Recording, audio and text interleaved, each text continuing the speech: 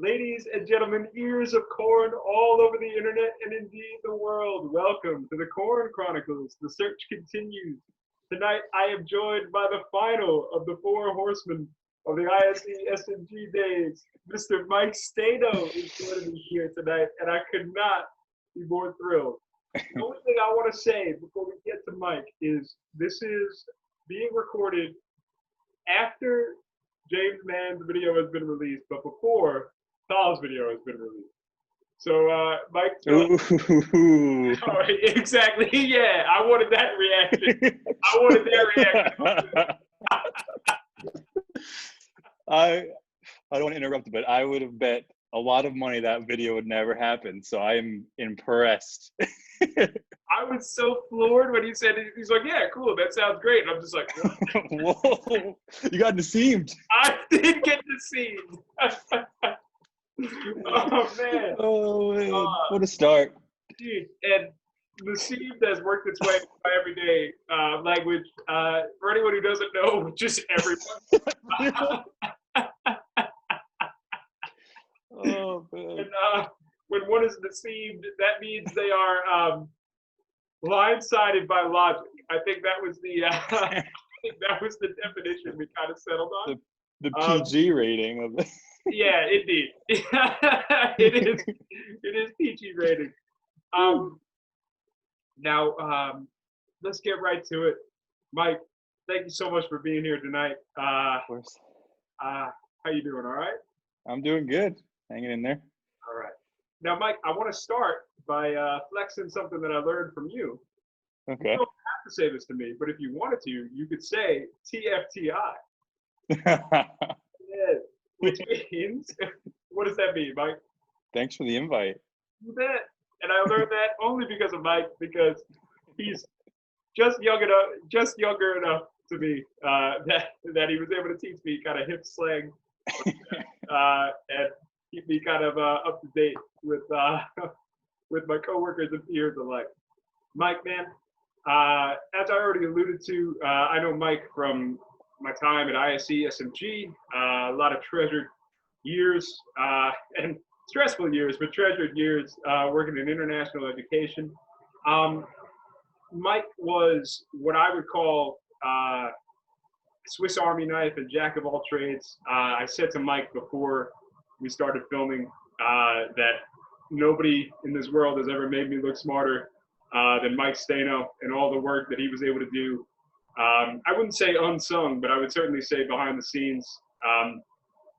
Man, a lot of the success that program ever had during my time with it was all thanks to Mike's confidence, flexibility, great attitude, so on and so forth. I learned a lot from him, and it's a thrill to be able to speak with him tonight. Mike, can you tell me a little bit about what kind of brought you to ISE and SMG? Yeah, I mean, it's not, I guess it's kind of an interesting story. So I graduated college way too long ago now, 2013. Right. And I had a job lined up that actually ended up falling through before I could start it. Whoa. Yeah, so, and I had already rented out an apartment. I had everything lined up, and it just, the reason was the person leaving, his job fell through, so they were going to keep him. Yeah, it was wild. So in between that job and ISE, I picked up freelance writing for a bit. Mm-hmm. So yeah, I mean, 2013 wasn't exactly the hardest time to find the job, but it still wasn't the easiest after the recession. It was still like that weird in-between period. So I was kind of just looking for whatever was out there, and ISE SMG kind of came up, and the process was pretty easy. I think most of Wayne's interviews are probably straightforward and aired pretty quickly. Yeah, that's how I got there. No doubt, man. I do recall very distinctly, I don't remember your interview for all I know, that happened on the same day, but I do remember there was a point where you had to do like a writing test out in the little ISE kitchen. And I remember if it put in perspective. This sounds like a cruddy story, but like it really wasn't. Like it put in perspective how many cups of coffee I was having a day. Because like literally I was like walking out to have coffee and I'd be like, oh, that guy's still there. And I'd be like, you need anything, man? And you'd be like, nope, still good, you know? And I'm just like, all right, man, you let me know. I'm right here. So yeah. In my mind, I thought I was helping my fellow man, but I'm sure in Mike's mind, he was just like, I hope this guy will leave me alone so that I can focus on what I have to do. Oh man. But if that doesn't sum up our professional relationship, I don't know what does. Man, Mike could probably be one of the first to tell you that I was always first in line to be a big kid at that place, and that took a lot of patience sometimes from my coworkers. My attempts to kind of keep it light for myself and others, and man, like I said, I thank him for that. But I'd like to think it was appreciated most of the time. You know. Yes, for sure. Especially in our little well, when we were in Babylon, those little tiny offices we all had. You know, any comic relief was definitely appreciated. Indeed, man. Indeed. High pressure, high stress. It's important to have that safety valve, man. Yeah. I'm gonna get a coffee mug for Melanie to steal that says.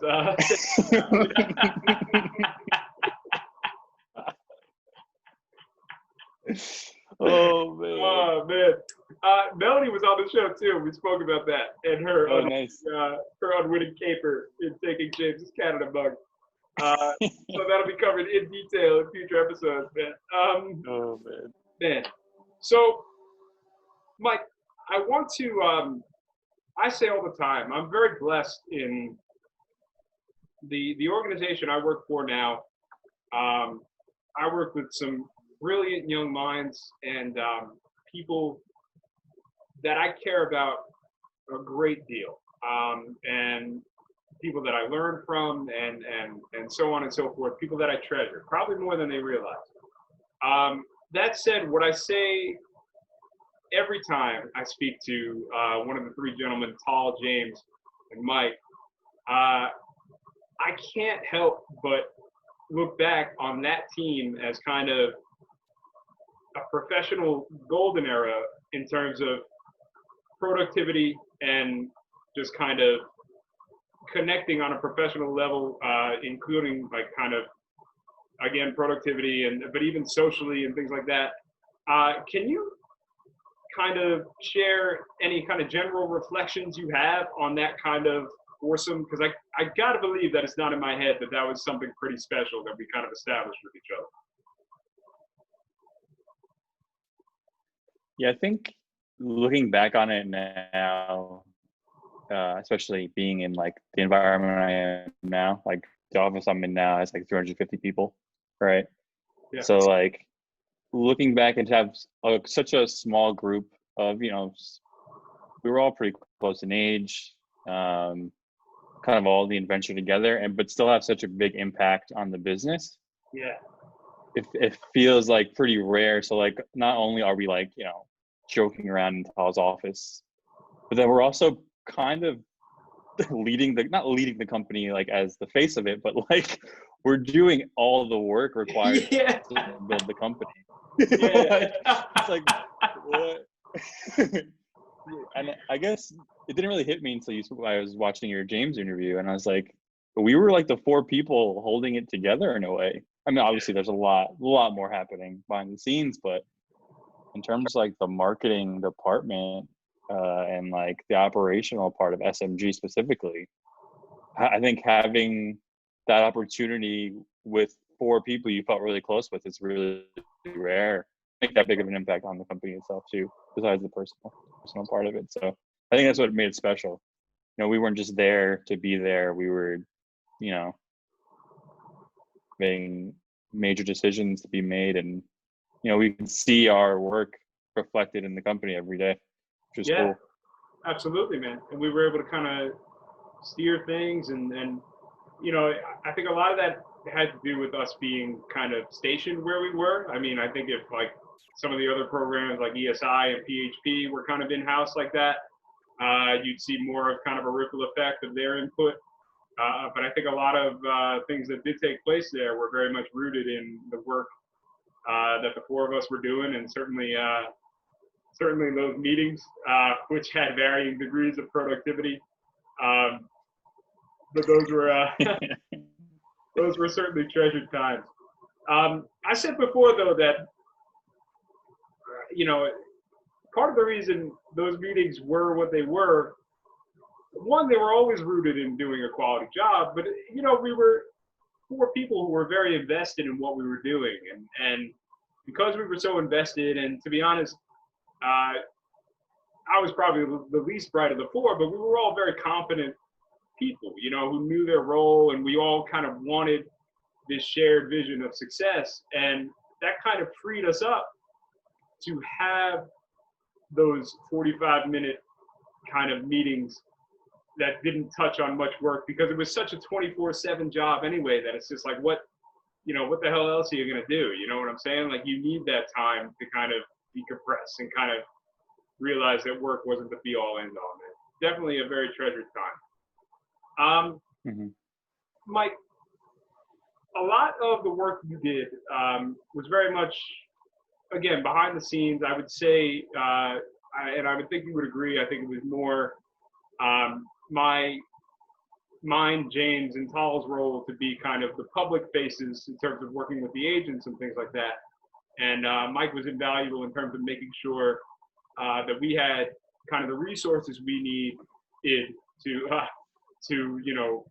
promote these programs effectively. Mike was so behind the scenes that there was one brief meeting where Mike was helping to set up a Skype with the program manager, Jan, and somebody said, "Oh, no worries, Mike is helping me out," and Jan goes,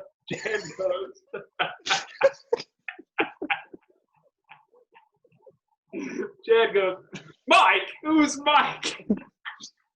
And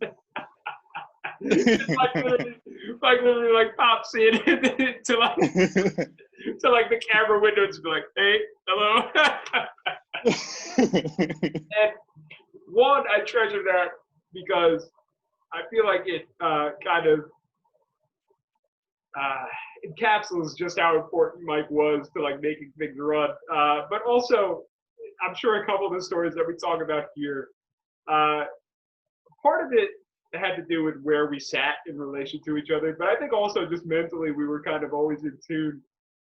There were a lot of kind of things that Mike and I got to observe at the same time, and just kind of look at each other and be like, did you see what I saw, or did you hear what I heard? And just kind it was definitely more, did you hear what I heard? Yeah. It was very much an unshittable time, Oh, man.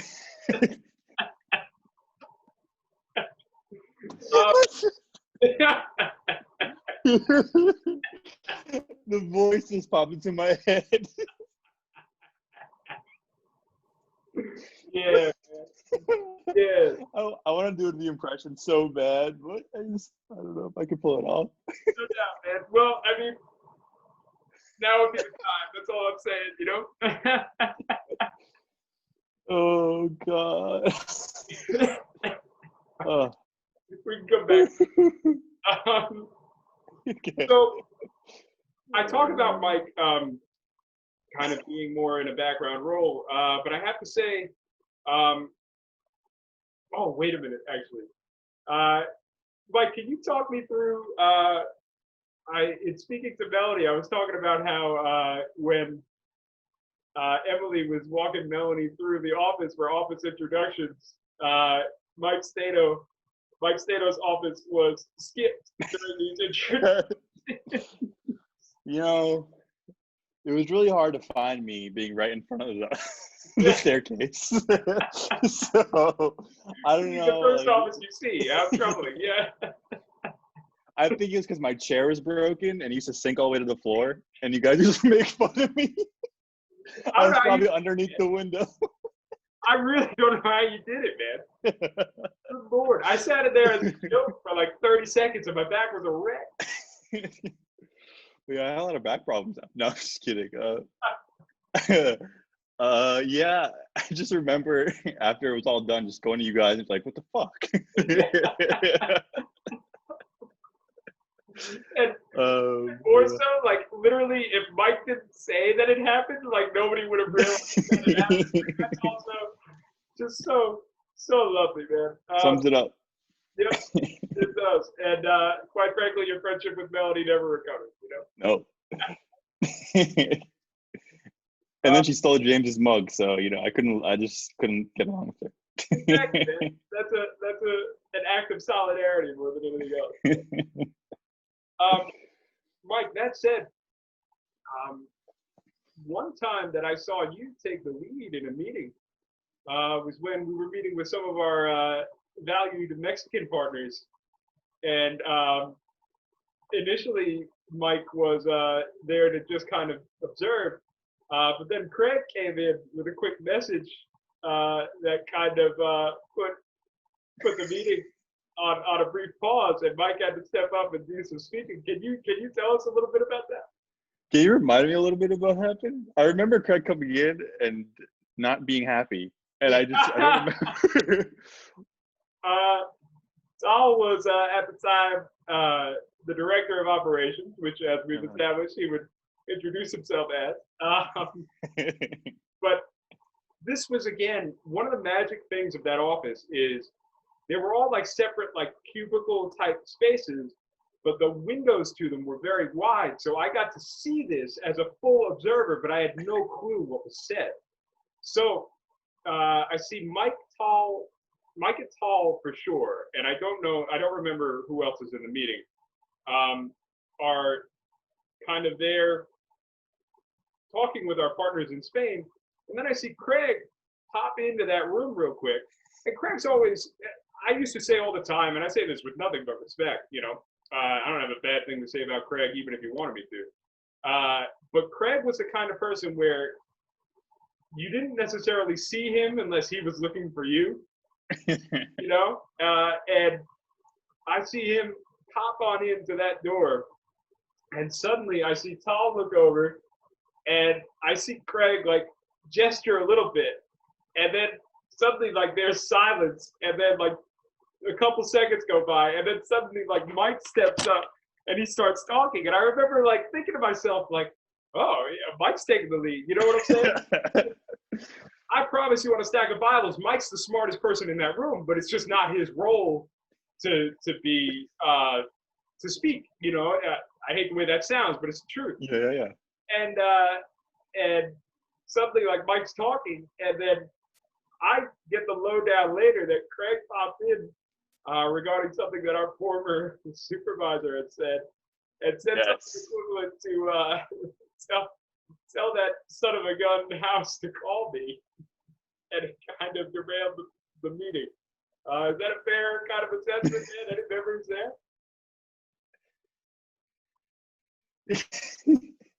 Now I remember vividly. I think the whole meeting shut down because of it, and I was just like, "Oh, I guess this is me now." Oh, yeah, man.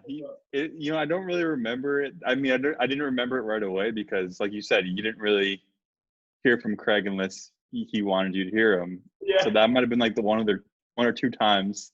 And there's another time that I know I'm sure you're going to bring up, so I don't want to spoil it yet. Oh, take me, Mike. It's not for me to recount, man. Let's go, bro. Let's go. It was just the culinary expertise that Craig and Wayne had, Yeah. that I could never dream of being so concerned about how my lamb shank was cooked. So just wasn't prepared correctly, and it was very upsetting. More upsetting than SMG Mexico. I don't know. Yes, at least on par. At least on par. But no, this was one of those times. Wayne's office was like a wind tunnel. Wayne isn't one to whisper, and between that and the Babylon office just kind of being a wind tunnel of sound, you kind of heard things whether you wanted to or not. And again, Mike and I were often, flies on the wall, listening, whether we wanted to or not, because of the proximity of where we were in the office. And I remember Craig and Wayne are talking about kind of this charity dinner or something like that. And you know what? To Craig's credit, I think he was talking about how the food was like a little too fancy for what he wanted, but that's not the way it came out. And Craig is saying to Wayne, it's just like, all this food, like I don't want to be there. They've got like seared lamb shanks and roast duck, and he's just listing these super classy foods in like this totally disgusting tone. I'll never forget it. And I jump on that like a freaking leech, you know what I'm saying? Like, and that's, Mike can probably tell you, man, like at least 100 times in my life did I like walk over to Mike and be like, yo, dude.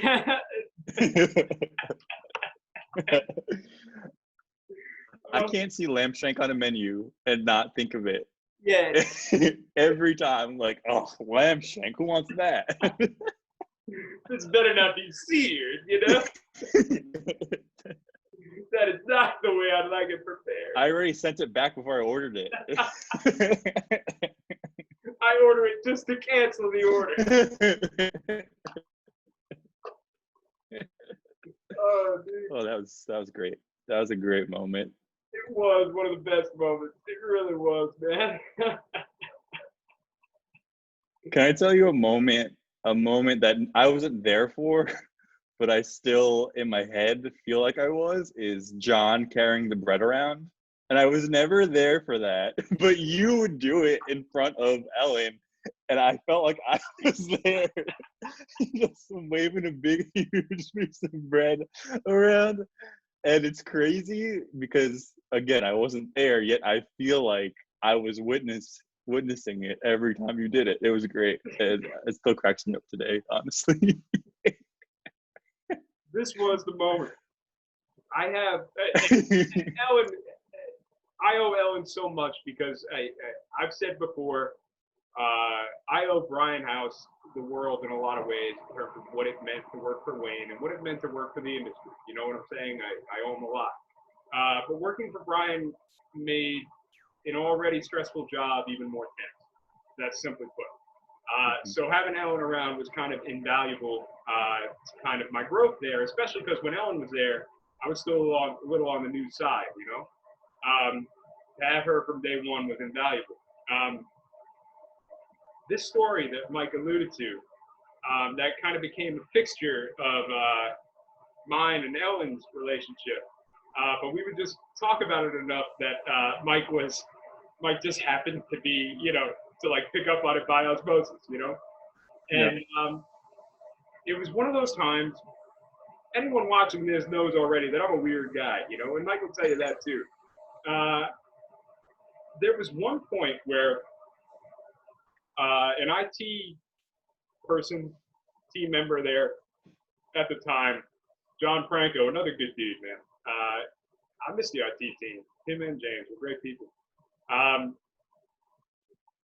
He had in his hand, I'm sitting in my office and I'm facing out towards more office. And to my right is the kitchen, okay? John Franco comes around the corner, walking away from the kitchen, and he's holding a slice of bread. He is holding this slice of bread like this, okay? It's not on a plate. It's not holding it flat. It's just like, it's literally, and the bread is about this big. The slice of bread it's the biggest slice of bread I've ever seen. He's walking along, and it looks like a red butterfly from Alice in Wonderland.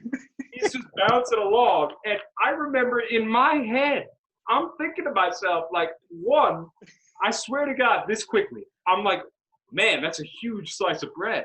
And then I'm also thinking, like, man, why is he walking away from the kitchen like that? with his bread. Like, you know, like it was just surreal. But I'm content to just let that play out in my head.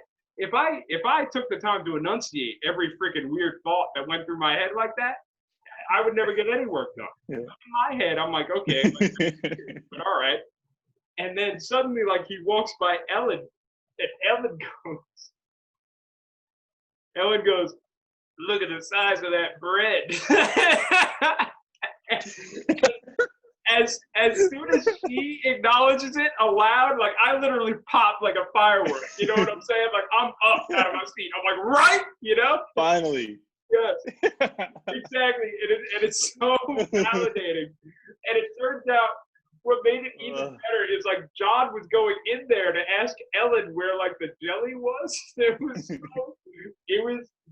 was the most bizarre, like, chain of events in the world. And yes, dude, it was splendid. And it was treasured so much so by Ellen and myself that we would just bring it up, I would say, at least once a month, and Mike would be subject to listen to it. But it sounds like we told the story pretty well. It was great. Again, like, I feel like I was there, even though I wasn't. I feel like I was there, and it's amazing because it's like one of my favorite stories. Tremendous, man. Tremendous. Man, so I kind of want to talk about some of the stories that kind of we share. And some of these, there's never going to be a great way to give you all the context behind them. But one story that I wanted you 100% to take the lead on. Can you tell us a little bit about our international partner, Sharon? Sharon. Oh, man. Who called? Oh, that was Brian. Yeah. That was Brian. Brian. And Brian's the man. Believe me, he is. Let that be on record. But Brian is also the reason that I called the Okanagan Okanagan for the entirety of my time there when I'm supposed to be running this program competently. I think my favorite part about that is, like, when he realized he was wrong, he didn't. It wasn't like, oh shit, duh. It was like, oh, like, Sharon's definitely a normal name. Like, that should be her name, not Sharon. Like, why was that the choice? I don't know. But that was like, that reminds me of, sorry, Tal, when you see this, you'll probably be mad at me, when he called the iOS update Yosemite. Yeah. Oh, Sharon. Oh, yeah. Yosemite, yeah. Yeah. She came into the office before he realized her name was Sharon, right? No, I think, okay. The way I remember it playing out is, to Brian's credit, we work with people all around the world. Fair. And that yields some very unique names and some different pronunciations on names you would think, I hate the term, but things you would think are pronounced phonetically are not, you know, like it is like that kind of industry, you know, you're always kind of kept on your toes in that sense. That said, we're getting to know a new international partner who I think this woman is, like, English, like from the UK. So it's not. Yeah. And I remember I used to get a kick because I used to hear some voicemails, and Brian would speak, and we all would speak on speakerphone every now and again when appropriate. And she would just be like, Brian, like that. and every time I was just pop. I was just, ooh, yes, I love it. Yeah. She'd be like, Brian, you know? And you always did that really well. Yeah. How dare you make me try to tell that story when you have that in your back pocket. Oh. But then the way I think it went down is, like, her coworkers came to visit the office. And Brian was talking to them about, I'm paraphrasing the hell out of this, believe me. But he's talking to them in a nutshell about how nice it's been to work with Sharon, and just like, oh, how is Sharon doing? And there's this moment, again, Mike and I are listening even when we don't want to listen. Yeah. There's this moment where one of the coworkers goes like, oh, you mean Sharon? And I'm pretty sure hear both Mike and I just like, you know. Yeah. Okay. I remember this now. We never ended up working with those people, did we? I don't think we did. I don't know if Brian made the best impression. He was so angry that her name wasn't Sharon. She's like, I don't work with these people. These liars. Yeah, exactly. Brian's the one who pulled the plug on it. So, can't trust a woman named Sharon, I guess. I don't know. Sharon on the other hand. come back to me when you're ready to pronounce your name. If you don't know your own name, we can't go very far. Oh, boy. Yes, indeed. Brian. Brian. Oh, yes. All day. All day I could do with Brian. Oh, man. Whew. Man, oh, man. Another thing, I remember we used to work with a Vietnamese partner whose name was NGOC, and nobody was quite sure how to pronounce that. So we took to trusty YouTube to figure out how that is pronounced properly. And let me just say, before we go further, that YouTube has gotten a lot more professional since those days. So we're talking about, it wasn't Wild Wild West YouTube, but it wasn't like influencer YouTube either. So you never know what you're going to find on YouTube. So that's why probably now it's pretty trustworthy for certain topics, but then you probably shouldn't have trusted it. And we learned. Well, take us through what we found and then what you were able to do.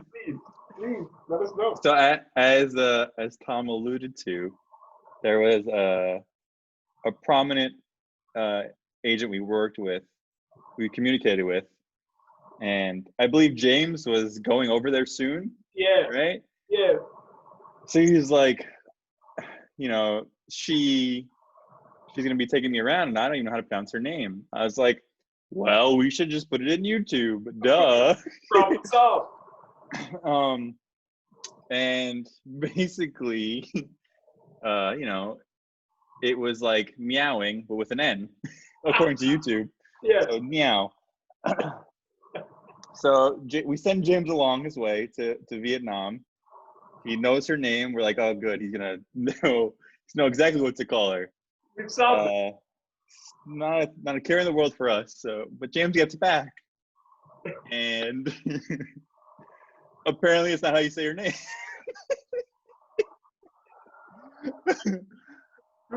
You remember? Oh, it was like Nyok, right? It was but yeah. The way that the YouTube video kind of ended, the way that this person said it, they like made this really loud noise in the microphone afterwards. And so Mike made our day, as he often did, by creating this video. Please tell us about this video, man. So everyone's you're gonna make my night. I'm just letting you know. I probably would have it somewhere, but I don't. Let me, if you don't mind, I'm gonna see if I can find it. I don't know if it'd be on here. Probably wouldn't be. Probably deleted it, honestly. But anyway, everyone's seen the used over and over the atomic bomb scene in every movie that needs a big explosion that can't afford to make their own new explosion. Right. So since it was just it just made too much sense between the video ending with a poof, James's head, mind being blown that was incorrect pronunciation. It just represented a few different things. So at the part of the video, I added the atomic bomb. Meow. And Mike just low-key sends this to us like it's just like in the mix of all these professional emails. And what I love is Tom sees it first, and you just see Tom like, ah ha ha, you know, what happened, what I missed, you know? And Tom's like, go ahead, check your email. I'm like, all right. And it's the Meow Atomic Bomb. It's definitely made my day. And it was right up there with the SMD video edited. I was thinking of this. Oh, man. Tom was so angry when I did that. I was like, it literally took me 15 seconds to do this. I promise you, I did not waste my day. But clearly, the fact that we're talking about it right now means it was worth those 15 seconds. Exactly, man. But you know what it was? I think part of the reason Tal was so spooked, yes, indeed. Let's get it.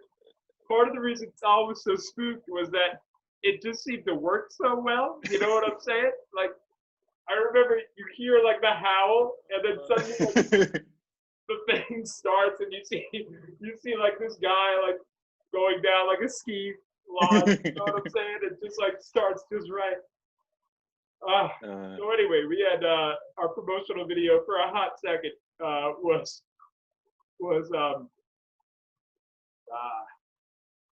interluded by yeah. we'll go interluded with the NWO Wolfpack theme song, and let it be known that the SFG team has always been the Wolfpack and will always be the Wolfpack. Yeah, man, it certainly was life changing. We'll say. Mike, I want to switch things up so quickly. We do have obviously more work stuff to speak about. But if I didn't ask you about this just as a person, I would kind of kick myself because I know the work stuff will come. Just out of curiosity, man, you over your time there, you let us know that your family has heritage in Puerto Rico, and you got to kind of make the trip. You don't have to talk about your family history or anything like that, but I would love to hear, just like for myself, can you tell me about kind of your trip there and your experience and what it was like then? Yeah, I mean, it's cool because, I've been to the Caribbean and stuff, but when you go, at least when I have gone in the past, you go to all-inclusive resort, you stay on the hotel property, you get the all-inclusive food, the beaches there, the pool, whatever, and that's nice and everything. But I was lucky enough to go to Puerto Rico with my grandparents and my parents as well. My grandparents were born there. So, I mean, the experience is obviously super different. Like we drove by like both of their houses where they grew up. And you go to like local restaurants that maybe not the same ones that have been there, but maybe still family owned, or just the experience, like not completely what their childhood was like, but I grew up in suburban New York, and to go to Puerto Rico and not just to go for the beach, but to go see how my family grew up, which was really cool. It is crazy. I think the craziest thing for me going there was driving Puerto Rico. I was already like, great, thanks guys. Great. I look to my right and there's wild horses just galloping down the street alongside my car. Wow. And I'm like, these horses escaped. Like me, like, oh, they escaped someone's ranch. No, they just have wild horses in Puerto Rico galloping around. So that memory sticks out for me a bit. And I think probably because like growing up, like if there was a deer galloping next to my car, we freak out here. Yeah. But in Puerto Rico, a horse, I guess maybe they avoid cars better. I don't know. But I was like, what the hell's happening? Yeah. But I mean, Puerto Rico's, it's had a rough few years. Thankfully, I don't have too much family there anymore. But I did have one family member who I know didn't have electricity for like 6 months. And they just kept getting hit after hit, man, with hurricanes and earthquakes and, political discourse in general. It's tough for really a beautiful island, and I think tourists still go there, which is, I guess, helpful for parts of the island, but there's a lot of parts of the island that struggle. So it was humbling, to be honest. I mean, there's some parts that we went to that, you definitely wouldn't go if you didn't have family who lived there or who grew up there. Yeah, I mean, I would love to go back again, just to bring my future family there, because I think it's worth showing them like this is where we came from. And actually to piggyback off it, I went to Italy to see where my dad grew up this past summer. Whoa! No way, dude. Yeah. So I figured I might as well tell that story now too. Please. This story is really good. So my grandparents, my grandpa, my grandma was born in New York. The story goes he was born in Calabria. Now, you think of Calabria, Italy, you think of beautiful beaches, like the southern portion of Italy, blue water, seafood, things like that. What my family fails to mention or leave out intentionally was Calabria is ginormous. Calabria is basically like about 2 hours south of Naples, all the way down to like basically Sicily. All And right. in the middle of Calabria is just mountains. There's nothing there. And that is where my grandpa grew up. So we're planning the trip and we all realize this and we're like, what the hell are we going to do there? There's nothing there. So we end up committing to 2 nights in the town he grew up. So we booked everything. So we went to Rome. We did all the Amalfi Coast. We did the good stuff too. Right. So I won't sell the trip short, but this in particular, we went to Rome with the Seared lamb shanks and the roast duck of the Amalfi Coast. We can talk about that too, but it won't be as good as a story as we booked it during, what is it called now? I think it's their version of not Easter. It's a very religious holiday when we went in August. Okay. Let me just Google it really quick. Italian. They call it Ferragosto, which is the Feast of Assumption. Okay. And basically all of Italy shuts down during this period of time. And that is when we're going to his little tiny town in the middle of nowhere. So we get there the day before, and his town is so small, they don't have any hotels in the town. So we have to stay a little bit outside of the town in Cosenza, which is like staying, God, I don't even know. If you were to go to like Binghamton, New York, that would be like New York City compared to this place. Wow. Okay. I've been to Binghamton. Yeah. So we're trying to figure out how to get to this town. It's all the way up in the mountains. And they're like, there's no way you could get there. There's no buses. There's gonna be no taxis. Mm-hmm. But luckily, we took a train there and we met this really old cab driver who I think honestly all he did was drive his cab. And like he had nothing else going on. Yeah. So he gave us his number when we left. And he didn't speak English, by the way. Strict Italian. Wow. And my dad doesn't speak Italian, so we're shit out of luck on that. So it's the day of the holiday, and my dad really wants to go to this town. He's like, we came all this way, and I understand completely. Like, he wants to see where his dad grew up. He's never been either. This is the first time for all of us. Awesome. So we call the guy, and he comes and gets us. He comes and gets us on this holiday that everything's closed, and he brings us to this town. It's like a 25, 30-minute drive. And when I say, like, you're driving up a mountain, it is like, at some points, it feels like that car was not going to make it up the hill. And it's not like a New York City taxi. It's like he drove a Honda that was made in 1998, and that was his taxi. And we're going up this hill, and it's no wonder why my grandparents left this town. There is nothing there. There is nothing there. There's a few storefronts, and we're driving, and we pass by some houses. There could have been maybe 20 houses total in this like whole area.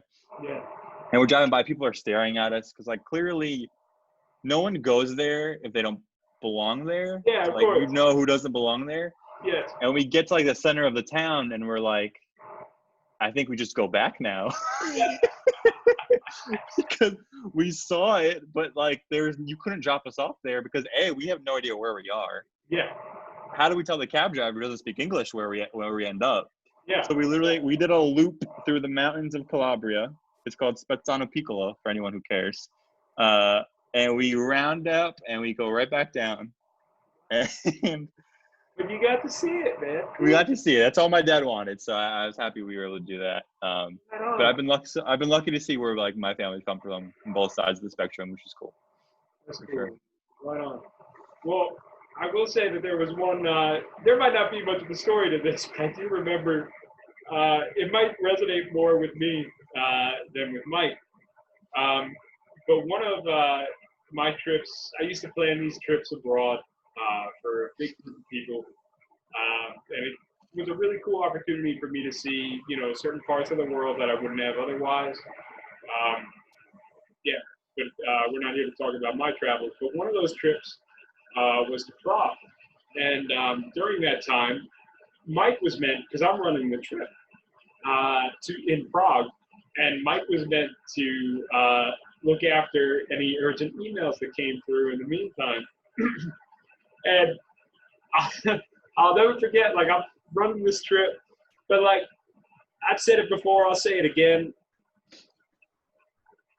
My time at ISESMG very genuinely instilled in me the notion that I can do anything professional.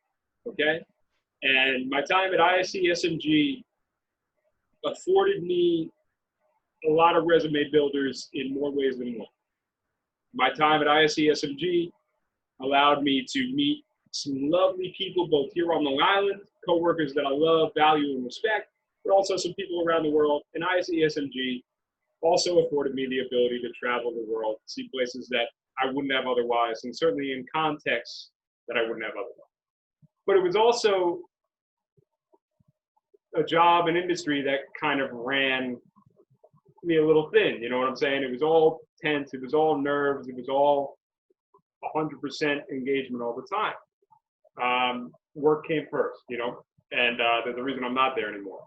But Mike was meant to be kind of my safety net while I was in Prague.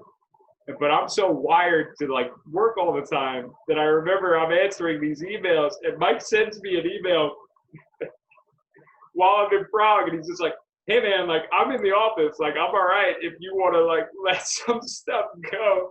And I'll never forget reading that email because like my first inclination was just like, is Mike upset with me that I'm not letting him? Yeah, that was definitely it. How dare you? Like genuinely, like I'm so high strung that I'm just like, oh no, like I can't have Mike mad at me,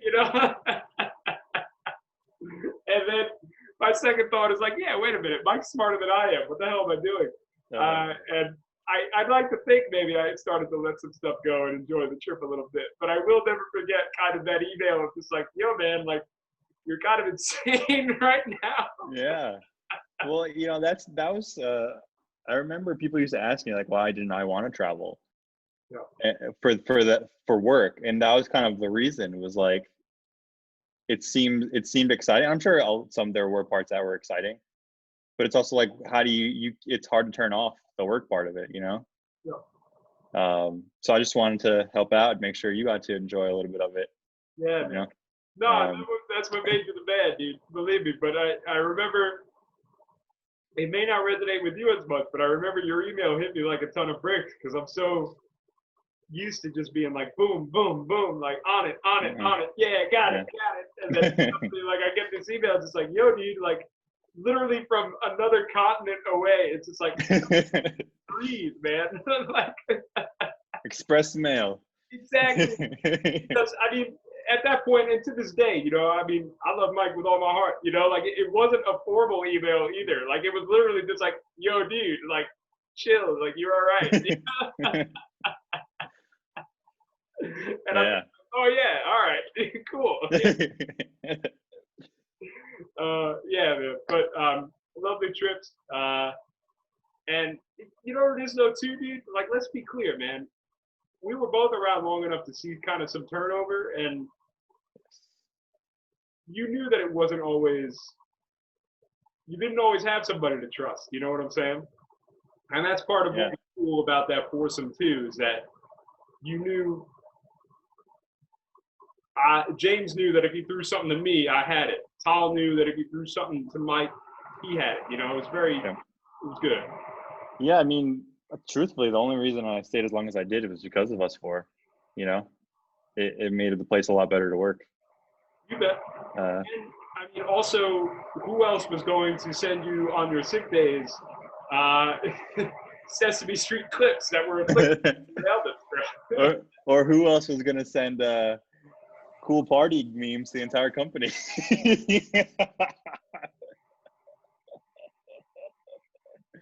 Can't find that anywhere, Tom.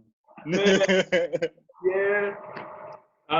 There was a time where we were planning a small celebration for Lois's birthday, and I accidentally sent a Bryce Harper May of praise out to the entire office. And Oh. I actually spoke about it with Tal the other day. What was surreal about that is like everybody received that email and nobody batted an eye. It was just like, yep, that's Tom being Tom, you know? You Like, gotta do it. it could have been so much worse. So like, it was just a great story because it was hilarious and it was so Tom. Yeah. Like everyone like probably just appreciated it, but me and Tom knew that you did not do that on purpose. So we thought it was hilarious. I really was I never asked, you know, and I never will, but I am very curious if like Wade saw that and at least knew it was Mr. Freeze. Like I would love to know if Wayne knew when he received that, like what that was. You know? Like I would pay a fair sum of money to be a fly on the wall and figure that out. I could definitely just see him being like, ugh, he's deleted. You know it's true. That's Dude, exactly what happened. I've had this conversation with probably everyone but Wade, if I'm being honest. But like, I have to imagine that there were at least a dozen times in working with Wade where I did something totally childlike, and Wade was like, "Well, thank God he's good at his job." You know what I'm saying? One of my favorites of all time, if you don't mind the quick segue, one of my favorites of all time is when. Well, one, there was that time where Lois was being just an absolute legend and like getting me all those little Sesame Street characters. And Wade popped by and saw one. And Wade goes like, "What is that?" And I'm just like, because I'm a kid, I'm just like, it's Rosita. You know what I'm saying? Like I'm literally just like, you know, do you want to hold Here it? it is.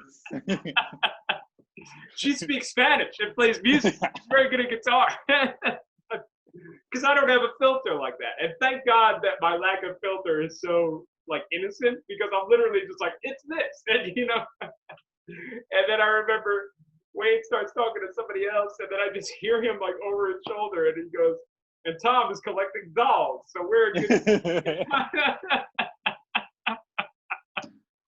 And I'm just like, well, yeah, I guess, you know, like whatever. Your doll speaks Spanish. And then one time, my favorite of all time is when he was telling this story about when he used to work for the railroad. I don't where he grew up. I assume around Saratoga. But he told me at the time, but I don't remember. But he used to work on the railroad, and I remember I was doing something organizationally that he would also do, and that was one thing that we always kind of connected on. Like there were a lot of like risk-making things that we all. I think part of it was because I was also as old-fashioned as he was in terms of like writing stuff down instead of typing stuff out. So there were a lot of ways we connected, and he's like, I used to do that when I was working on the railroad. And I said to him, I was like, I was like, did you work all the livelong day? And he just looks at me, and to his credit, he's smiling a little bit, but he's really just looking at me, and he just shakes his head and walks. And I'm just like, good talk, Wade. You know? Classic. Yes. Yes, indeed. Man, I want to talk about, I don't know if I brought it up in my talk with him. I want to hear your perspectives on one of the very few times that we saw Tal bear himself socially. Tal is usually a guy who plays it cool when it comes to conversing with people, and basically any time that he's around other people, he's the coolest guy in the room. And rest assured, man, not to say that Mike's not or I'm not, but Tal's the coolest guy in the room. He is. Except for this one time when he was trying to get a coworker's attention. And Mike, I'd love to hear kind of your memories of that kind of moment. because it was Oh man. something that turned into quite a phenomenon. The only thing that I'll say to set the table a little bit is that happened the day that you and I went to a Brooklyn Nets game together. So like we literally left the office with this still fresh in our mind, and I think we made the joke for about half the trip to Atlantic Terminal of this event occurring. But Mike, please talk us through it. If Tall didn't have to interact with one single person in the office, that would have been his dream job. Yeah. Exactly. So the fact that he was so upset that this person did not want to interact with him was shocking. And then the manner of which he expressed this discontent was even more shocking. Yes. Did he shout the name? He was like, all right. Emily. And again, Tom and I couldn't see each other, but we could see each other. Yeah. We definitely looked through the wall at each other, and we're like, what the fuck is happening? Yeah, exactly. Who is that? Yeah. Tall went full Michael Jordan Space Jam out his office trying to get her attention. Emily! You see the clock ticking down, man. Yes. But in this case, he missed the dunk because she did not respond, and it was devastating. Man. But we made fun of him for the rest of the time we were there, for sure. Yeah, that was a rough rest of the week for Tall, man. Yes. Let that go. And in fairness, he would never have let anything else go if we did something similar. So. Exactly. I mean, I'm sure he's still cursing you for Bane Day. Go ahead, Mike. Go ahead. Tell the story. I don't know why it happened, but for whatever reason, we were going to do a day where we had to communicate using a Bane voice, a soundboard. Man, soundboards sound like an ancient thing now, right? Right. They were ancient back then, to be fair. Yeah, it's true. That's true. And before the day could even start, Tom waltzes right into Tall's office, unleashes the ultimate Bane quote, and Tall cancels Bane Day because Tom stole his thunder. And he did not let Tom live that down. Honestly, he probably still holds it against you, I would bet. I know it. Yes, having just spoken to him, I know it. That still is a very sore subject. I've gone on record before. I literally thought I've never seen him that angry, and I thought that something with actual work had gone very wrong, and he was like, "Forget Bane Day." His direct quote was, "God damn it, Tom!" Like literally, man. Like the gloves were off, man. I was. Well, he did wear those gloves too. He took them off probably. Those fingerless gloves. Sliding them off one finger at a time. Yes. Oh man, tremendous. Yeah. Oh no, nothing from the wrist, baby. Nothing from the wrist. That was all just stop. Oh man. It's the little details, man. It's the little details indeed. Oh, dude. Yes, I ruined Bane Day. It was atrocious. It was a low point of my professional career. In fairness to you, though, the only reason it was ruined is because Tall wanted to use the same quote, and you beat him to it. So. No doubt. Well, that's a. Don't take it too hard. All these years later, it means a lot to me. Because I do remember, and this is the role Mike filled to perfection. Is I remember it happening, and like I see Tall bug it out, so I look over at Mike because like I think, in fairness, not to speak for Mike, but I think very much. His reflex would be when something was going on to look at me, and my reflex when something was going on would be to look at him. You know, and I think we've established that over the course of the talk here. But I remember Tall bugging out and just saying like, "Why did you ruin it?" And I just look over at Mike, and Mike is going, you know, like he's shaking his head, just like he's got you there, Tom. And I'm just like, "Damn it, man!" I did ruin it. I actually did. Oh man. And like in my head, I'm just like, oh no, if Mike believes it, it's true. Now, Mike, I certainly welcome any and all additional stories you wanted to tell. But certainly, in my mind, the story that is the cherry on top of a delicious Sunday of storytelling is a time where you got to, in my estimation, which may not be fair, let's be clear, but it was one of the few times that you got to more socially interact with a group of our agents. And by that I mean we went out to dinner at the Argyle Grill with some Turkish agents, and like I've said it 5 times, and I mean it with all my heart. Mike's the brightest guy in every room he walks into, as far as I'm concerned. But his role was not to be that public person. But for some reason, it kind of shakes out that instead of me and James, or instead of me by myself, Mike is going to be accompanying me and the agents from Turkey to dinner and seeing them off in their car afterward. And this turns out to be a very memorable experience for both Mike and myself.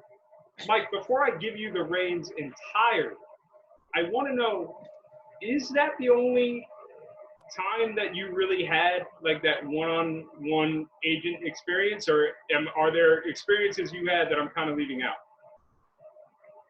On a one-on-one basis, I think that might have been the only time. And honestly, it's probably because I was so scarred of the ending that I couldn't do it again. But the whole thing was painful. Please. Yeah. Boy, oh boy. So, Mike, take us through. You and I walk into the Argyle Grill, and we're joined by 3 agents from Turkey, who by all accounts are great people, all right? But let's just say that it goes awry. Can you kind of talk us through your thought process as the over-prepared meat hits the table? Well, I think oh God.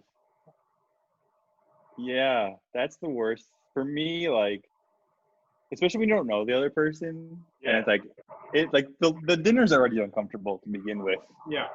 But then like I'm sure you or Wayne or somebody from the office has brought other agents to that grill too. Yeah. So it's just like, was it twice? Oh, it was. Was it more than 2? It was 3 times, dude. It was. And it's just like, you have to like entertain these people, but at the same time, they've just sent a meal back 3 times. Dude. Like, what are you supposed to do? Not only do you have to entertain them, but you have to like be on their side. I hate the way that sounds, but like, he sends the meat back one time, and I'm just like, oh, okay, I wouldn't have done that, but you know, it happened. You know, I'm a pretty passive dude outside of the office. And then the second time rolls around, and it's just like, I don't know about any of that. And then as soon as the third time rolls around, it becomes very hard to look at the waiter in the eye and say like, yeah, this guy's with me. But again, man, I don't want to take this story, man. Like, can you kind of talk us through it, man? I'm so sorry. I need the Mike Stano perspective. Man. Well, are we skipping ahead to leaving the restaurant? Is that no? We are not. We are not. Oh, I don't know if I remember what happened next, honestly, because I'm so scarred by the ending. Do you remember the ending? I do remember the ending, man. I see, baby boy, dude. I see your cheek. You know. I think I blacked out the rest of it. All right, fair enough. Okay, so I'll take the meal part. We're there with these agents from Turkey, and this food at the Argyle Grill. It doesn't even occur to me not to use the real name of the restaurant because it's a great place. Let that be clear, man. I don't know who the hell is watching this that would ever take this as a negative of the Argyle Grill, but I've gone to the Argyle Grill several times. Always take good care of me. Always delicious food. Beautiful. All right. This gentleman gets something prepared, either a steak or a burger, wants it cooked one way. It comes out, it's a little overcooked for him. So he sends it back. That first time happens, and again, like I said, it's just kind of like, "Ooh, okay, I wouldn't have done that, but whatever, man. Like some of that's cultural, and some of that's just like the nature of certain people. And I'm like, all right, well, whatever. They'll get it right the second time. Comes out again, it's overcooked for the guy's liking, and he sends it back the second time. And once it's the second time, I become very uncomfortable because you still have to maintain the professional relationship, and you still have to say like, "Oh, hey man, sorry about your food. Like, we'll get this sorted," because you're still kind of, you don't have to impress him. That's too strong a word, but you do have to like placate that. Mhm. And it comes out a third time, and he says it's still overcooked, and that's the point where I start trying to say like, yo, we can't do that. We Mhm. can't do that a third time. And it starts to happen, and it turns out that the chef comes out real quick to kind of explain where like he's coming from, and I've never been in that situation before. And secondly, I've never been in that situation before where I have to be not even impartial. Like I have to pretend like, oh, we better get this sorted. When really in my head, I'm just like, dude, like, yeah, man, the guy with me is kind of wrong. You know what I'm saying? And Uh-huh. they Is wound it? up bringing out a pasta dish for him, and I left a Yeah. hefty tip, baby boy. Had to explain away in that one. Uh, Yeah. and so, bottom line, I am relieved to have this meal done. Uh, Did I go to the bathroom in the middle of one of those yeah, exchanges? That's absolutely. why I think I Yeah. don't remember. No, Mike bailed on me. I dipped. Mike I just couldn't handle it. drifted I in the. couldn't handle Mike knew it was uncomfortable, and he said, "You know what? This is Tom's job. I'm out." it. And, That's why. Yeah. Okay. That makes and sense. I enviously looked on as Mike walked away. And so I really had to go. no doubt, fair. We'll take his word for it. Yeah. So lo and behold, after the meal's done, I'm so relieved to get out there. And we actually, as soon as the meal's done, and this sounds like big whoop, man, but it's significant, okay? I promise you it's significant. When that meal at the Argyle Grill is done, we peace. And we say, like, oh, because they want a nightcap. And I'm like, oh, there's a place right across the street because I can't be there. Mhm. And so we hop from Argyle Grill to Horace and Sylvia's, which is right across the street. But it may not sound like much, but the fact that I was insisting, just like, yo, we're not going to the bar here. Like, we're not welcome right now. Like, we got to get out. It should tell you all you need to know. And we hop to Horace and Sylvia's, and we have like a nightcap or whatever. Again, international education was another time in my life, we'll say. Basically, I'm there with the 3 Turkish agents, and I'm saying to Mike, like, Mike, here's the driver's number. Can you make sure that he's there in the back? And so we reach a point where we're there at Horace and Sylvia's, and Mike is doing an awesome job. He's making sure that the car is there. And finally, I'm approaching the car with Turkish agents, and I'm ecstatic to get this meal in the rearview mirror, have them out, have them done. And that's not a knock against them, but that night was done. Had no desire to be there anymore. Mhm. Now, Mike, take us through what happened when you were there hanging out waiting. With my best friend. Yes.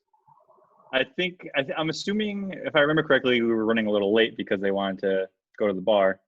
Right. So, and then I guess, so we were talking. I was like, yeah, I went to the bar, blah, blah, blah. And I think as they were coming, the driver knew that they had a little bit to drink, and Yeah. he could tell. And apparently, it's a cultural thing for him. Mm-hmm. For the driver, yeah. So I get in the car, and he looks at me, and he just grabs me by the face, like this, like we're gonna kiss. And I'm like, this is not what's supposed to happen. And then he just starts patting my face. And he just goes in his little raspy 65-year-old man voice, always the Turks. And I'm just like taking it because like I have no idea what's happening. As Tom described, the meal was a disaster. We did not want to go to the bar, and I'm getting slapped in the face by a 65-year-old man. Gentle. And it's a Wednesday, if I remember correctly. Yes. It's not even a Friday. Friday. We all have work. I We gotta all go have work get up tomorrow, and do this man. again. Oh. And then he just drives away, and I never saw him again. Didn't even take me out to dinner. And Tom, I think from what you told me, you just assumed I knew him. Right. I come up, and I remember, dude, this whole meal is a haze, okay? And some of the haze is 2 beers at dinner, 2 beers in me, okay? But a lot of the haze is just like, I can't stress enough. We want this meal done. We want it, I don't want it. And so I'm just kind of in this haze, and I'm approaching this car.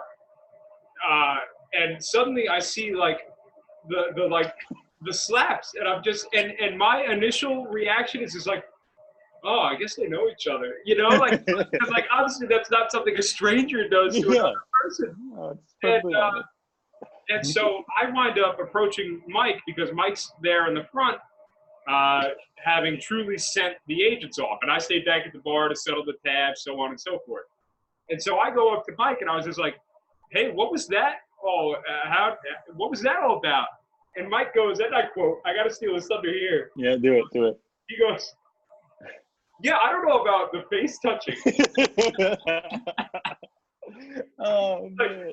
I wasn't really comfortable with the face touching. I was like, oh, you don't know that guy? And he's like, no, I don't know that guy. And I'm just like, dude, like it was like really like, not. No, it was just like, that is not a ground I would never touch Mike's face like that, and I consider us some pretty good friends, man. Listen. I hate when my mom touches my face. I hate when my girlfriend touches my face. Right. Just imagine this random car driver not only touching my face, smacking my face hard. He didn't assault me. Right. It was like what your grandpa would do to you when you were like 6 years old. Is what happened to me by a strange man in the parking lot in Babylon. And we're so deceived by it that we're just like, normal, obviously normal. Like this is happening. Yeah, this is my current life. Yeah. Oh man. Whew. Man, I'll never forget that. And I do recall. I hate to say it at his expense, but I remember it redeemed the meal. Because I remember I walked all the way back to the office, pretty much laughing at the exchange, and what was very much, by all accounts, a nightmare prior to that point, was very much redeemed as I got a chance to kind of walk off in my own solitude and kind of reflect on Mike in that situation. I can't lie about that. It was lovely. Yeah. I think when you brought it up and you started talking about it, I remember that meal. But I think the ending really just, when I think about that day, all I remember is being slapped in the face by an old man. Like if you were to tell me what happened that day, it would have been I would have told you. I would have forgotten about the meal part. But since you brought it up, I do remember how horrifying it was. And it was also, in a way, they had no shame in doing it, which was the most surprising to me. Yes, dude. And it was so like them looking at us, just like, obviously they have to make this right. And I'm just like, yeah, well, dude. Yeah. Yeah. I mean, it's one thing if like you order like a well done steak and you get it back rare. Yeah. But we're talking about like half a temperature at one point. Arbitrary. Yo, after, just eat it at some point, Right. Yeah, it was a nightmare. But you know what? There's nobody else I would have rather have done it with. And I can say that about a lot of my time there at ISC SMG. Anything from that from that awful meal to the great one that resulted in me doing Christopher Walken impressions in Wedding Crashers. Man, the woodwind for a while. And to Dude, this you can day, do better than that. You one can of do the, better than that. don't put me Come in this on, spot. you can do better than that. All right, hang on. Give me a second. Against character, against character. Man, the woodwind for a while. That Yo, was great. that was Like you never good. left. Like you never left. That was good. Oh, dude. Oh, And then yes. one time Mike sent the clip on like Snapchat or something like that. I don't even know. We're dating ourselves a little bit, but I can't think about that clip without thinking about my time at SMD. And Mike, it's a little hard to put into words just how much I mean it. But man, dude, you mentioned earlier that part of the reason you stayed there as long as you did was basically the chemistry that the four of us had. And I'm not going to downplay the chemistry that the four of us had, but I can honestly say that being able to learn and grow with you was really one of the coolest professional experiences of my life. And I'm so glad that we got to know each other. And I'm so glad that we continue to stay friends. And Lord knows, man, that was a special time. And there was a lot on my plate back then. And couldn't have managed it as well as I did without you, that's for sure. Yeah, man. Likewise. I mean, I think we all needed each other in a way, you know. Yeah, I don't know. Those morning meetings really held together for me personally. Indeed. With your impressions and James thinking about leathered women. We couldn't do without it. Yep. That's the SMD slogan that I'll never see. To put that in the video. Atomic bomb at the end.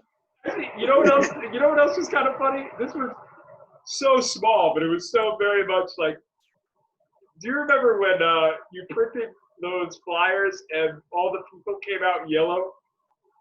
And it was so small. I don't blame you if you don't remember, but you and I were joking for at least that day that we had a whole program dedicated to people with jaundice. And it was borderline like really inappropriate. You know, like I'm really not gonna lie about that. Like I'm not proud of thinking it was as funny as it was, but the two of us kind of spent the day like fantasizing about promoting an international education program specifically to people with failing liver.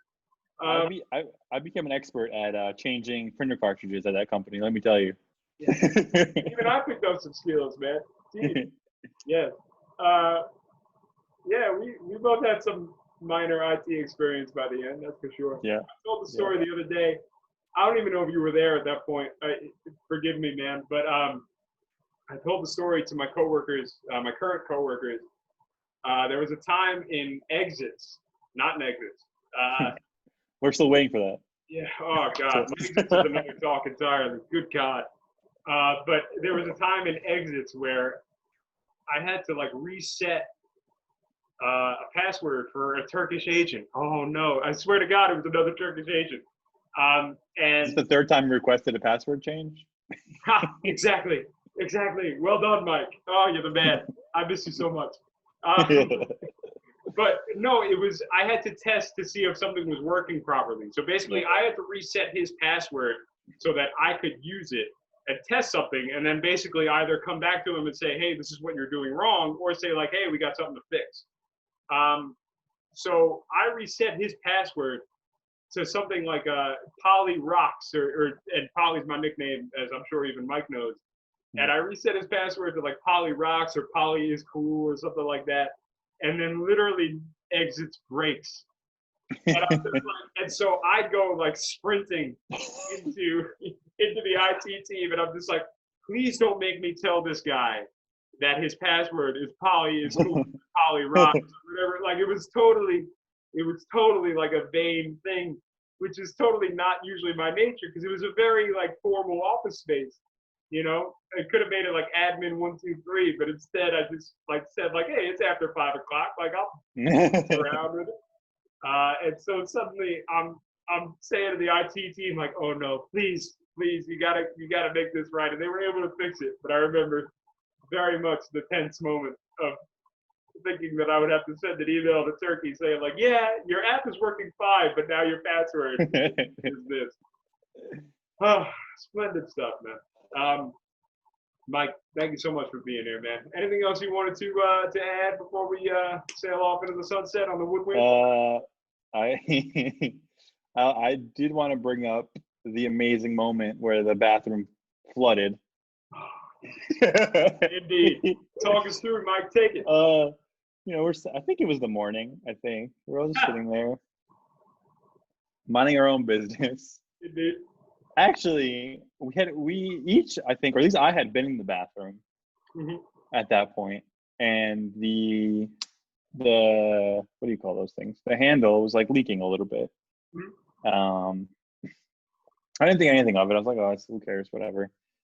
A few moments later, it's a flash flood warning from our resident what was he? CIO? Yeah, CTO? Oh? Yeah, CEO. He was one of those OC something. He was He's a C-suite. Yeah. Screaming at the top of his lungs again because he did not talk that loud. But it was like tall screaming Emily. This was that version. This was that version. The bathroom's flooded, and I'm like, I was just in the bathroom. Flooded. And he's like, nope, it's too late. It's flooded. No, it's too late. I think Lois was like, let me go check. He's like, no, it's too late. It's too late. It's too late. And when we say that there was a puddle would be too strong of a word. Yes. To describe the flood that was happening in the bathroom. Right. That's what was happening in the bathroom. And he thought it was the day after tomorrow and they were escaping New York City. Indeed. And I think Lois in the boys' bathroom. Yes. Yeah. Yes. Lois in the male bathroom just like jiggled something real quick. It worked. It's just like, yep. Well, that's solved. Yep. Get a paper towel to wipe up this little moisture there. And I think looking back on it now, that was just a metaphor for Nexits. Yeah. It was too late. It was indeed too late. Yeah, I think that was the only other story I had in mind. Yeah, I know you talked about the first fam trip with James, which I thought was hilarious. Yeah. Because it was true. I think we all knew what was happening, but we didn't we were like, that really can't be happening in a way. Right, exactly. I do remember that day that the person who preceded James didn't check if the Wi-Fi was working. I don't know if you remember that. I remember. Yeah. And that was interesting because I had to fix it. But that's what Mike did, man. Yeah. Dude, whatever something was amiss, it was just like, yeah, Mike could probably do it. Yeah. And literally the other day at my current job, we joked around that we needed a T-shirt that said, maybe Mike can do it. So it hasn't changed. Dude, I want one of those. If you make them, dude. We make them. I'll get you one. I need it. Yeah, that's the only other story I have. I think the last time we did see each other, though, was your birthday a few years ago. I made the trip out. Yeah. Yes. Oh, dude, yes. In my cramped quorum apartment. It was a nice apartment. It was not. Oh, it was a nice one, but no, it was cramped. It was full. Oh, we had a lot of people, yeah. No. You're so popular. I'm just kidding. There were a lot of people, though. It was good. And Tal showed up, too. But yes, dude, yes. And Tal actually left that night and met someone whose name was Nassim and wound up getting Nassim. Which is the best birthday gift that I could ever get, is somebody named Nassim. Oh, man, dude. Yes. No, that was a beautiful apartment. That was a great evening. Oh, dude. And, dude, Mike was such a part of and reason for my success, and certainly my ability to stick with that job for as long as I did. I'm so glad to have spoken to the three people from that place that kind of formed me in the way that they did. For what it's worth, I also want to mention it was great talking to Melanie as well. anyone from that place. I hope to have Lois on for a future episode. Yes. Be sure to let you know. Genuinely, I think you could get away with a group version of this. wouldn't it be cool? I think you could do it. I think you could do it. I would like to do a one-on-one with everyone, but if we could wind up doing a group one, that would be a really special time. And to be honest, I got to approach it with them, but I would love to get one with Stuart from across the pond. Oh yeah, I don't really know him that well. Yeah. But that'll be what I'm working on. Some really cool times in my life. Very cool to kind of round out the talks. I hope to have Lois on soon. And really just some beautiful memories, man. Mike, I want to thank you so much for joining me here tonight. Yeah, man, thanks. I appreciate it. It's a lot of fun. Beautiful. So good talking to Mike. Ladies and gentlemen, Ears of Corn, this has been the Corn Chronicles. The search continues. I have been Tom Policastro. That has been Mike Stano, most brilliant guy you'll ever know. Look him up. Seriously, do it. Yeah, it's too late. It's too late. Mike, thank you so much, man. Have a good night. You too. Hey.